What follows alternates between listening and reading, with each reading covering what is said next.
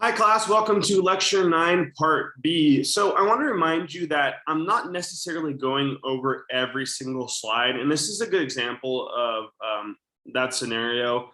So the three branches of government tend to be really dense slides, and I've decided to cut some of it out just for time's sake, because I know no one wants to watch two-hour videos. So I've cut out the end of this lecture, the part about the NSA and Snowden and the California executive. Now, I'm not cutting out stuff that will be on the test necessarily. So I still recommend that you go over the lecture slides in their entirety, which are posted. But for purpose of the video, some lecture slides have been cut out. That being said, let's go ahead and get started. I wanted to discuss some of the hardships, some of the challenges of the presidency. What makes the president's job so hard? And, I think this is a question I ask you in your discussions, but would you want to be president? Personally, I think it's the worst job you can get. I mean, the pay is pretty good. It's something like $500,000, $600,000 a year. That's nothing to sneeze at. It's fantastic money, more money than I'll ever make. But it's so much stress. And, even if you win, half the country hates you already, right? Because the elections tend to be pretty close. Other challenges, divided government makes it really difficult for the president to do their job. So Joe Biden has the luxury of having Congress, both the House and the Senate, be the same party. But most presidents don't have that luxury. I mean, look at Obama. He was a lame duck president in his last term. President Trump lost big in Congress in the midterm election. So at some point, all presidents are going to be working with a Congress that isn't their party. And that makes it very hard to push legislation through. And oftentimes the president gets the blame for that, even if that's not necessarily their fault. So that being said, what we've seen is what we might consider the most successful presidents in recent history have been good at working across the aisle, have been good at encouraging bipartisanship, right? But as opposed to partisanship, that is, working with the other party. Most people would consider maybe Clinton, maybe some people would say Obama, but Clinton maybe to be the most successful Democratic president in the last 30, 40, 50 years, depending on who you ask. And, Clinton was very moderate. Clinton, a lot of his policies were just dead center, just right of center, just left of center. And he had the ability to kind of work with the other side. Same with Reagan, right?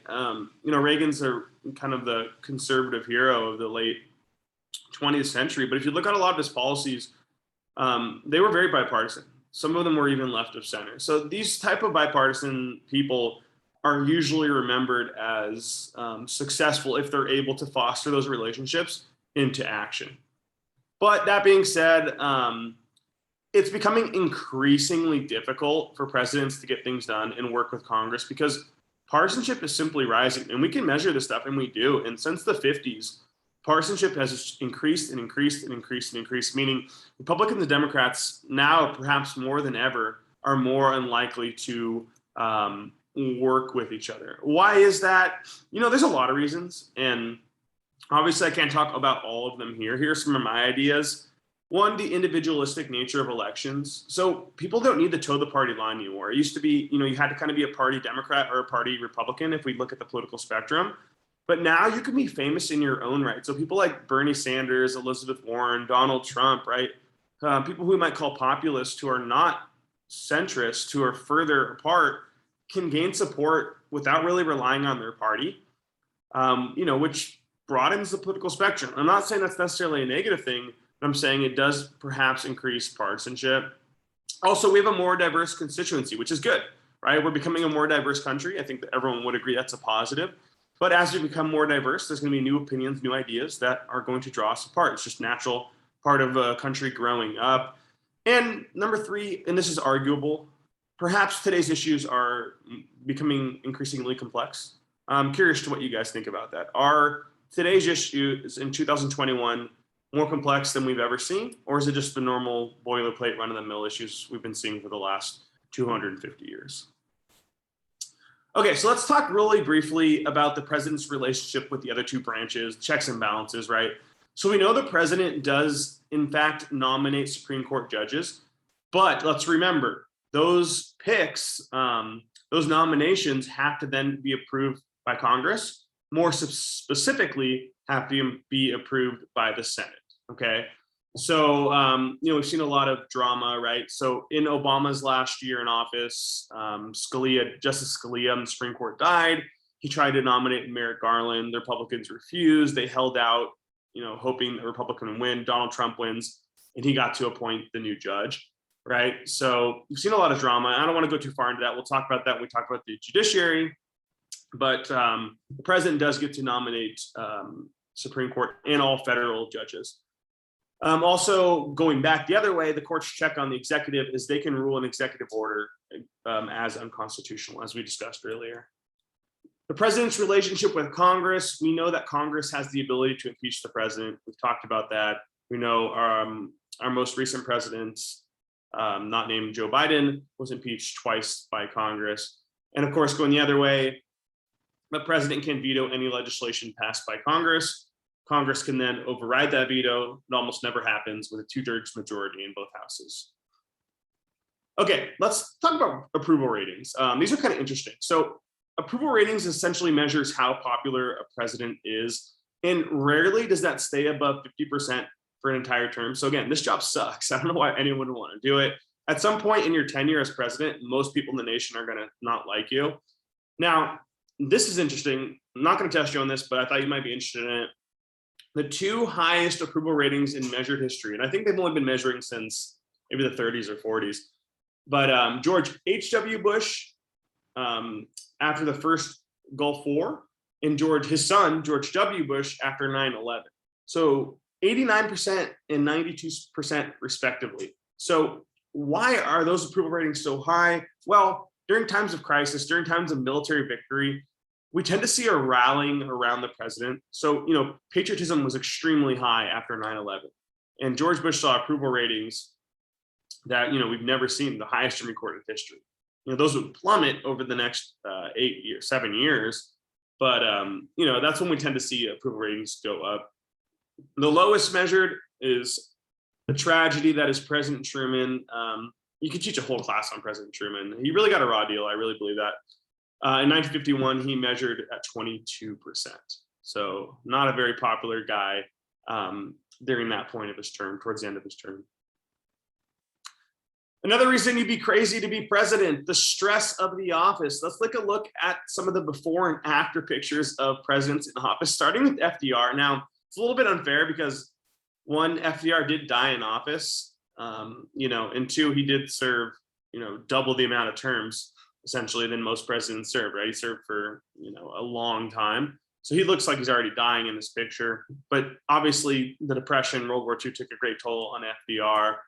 Look at George W. Bush, the beginning and end of his presidency. And I know it's kind of unfair because the first one's a professional photo, the second one's a candid photo. But I mean, look at his hair. Look at the stress lines. That looks like he aged 35 years, not 8 years. My personal favorite one, Barack Obama in 2009 versus 2016. Look at Barack Obama in 2009. I know he's an extremely young president, but he looks like a high school freshman. I mean, look how full of vigor and hope he is.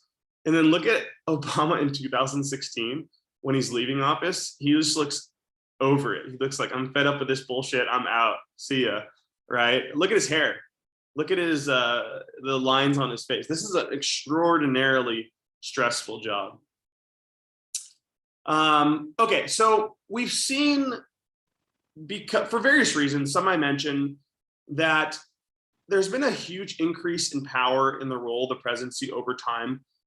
We might say that the founding fathers would perhaps look down at how powerful the office of the presidency has become. But, to be fair, we're much larger of a nation. We're much more internationally involved. We're an economic powerhouse. And thus, perhaps appropriately, perhaps inappropriately, the power of the presidency has greatly increased, leading some people to criticize it as becoming an imperial presidency. And this is the fear that the president has or will become too powerful, almost like a king, a monarch. Okay. And I'm curious to what you guys think. Would you say that the president has become too powerful? Is it not powerful enough? Is it just powerful? Is the force just right? Is it exactly how it should be? And, this is often a criticism lobbed at the opposing party, right? Republicans always called Obama an imperialist. Democrats, called Trump the same thing. Now Republicans are calling Biden the same thing. So it is, relative to how you look at it.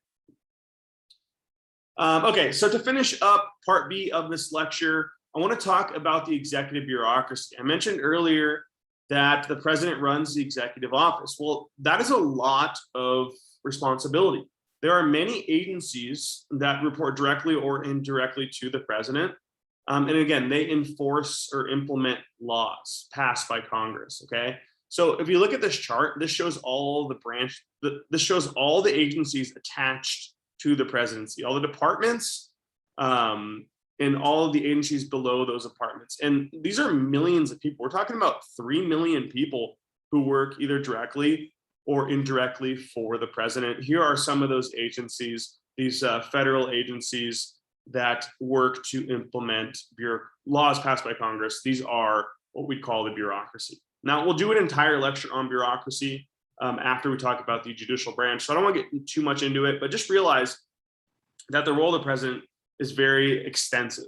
A lot of people work for the president directly or by proxy. Okay, so that's going to wrap it up for part B. Thanks for tuning in, and I will speak to you guys soon.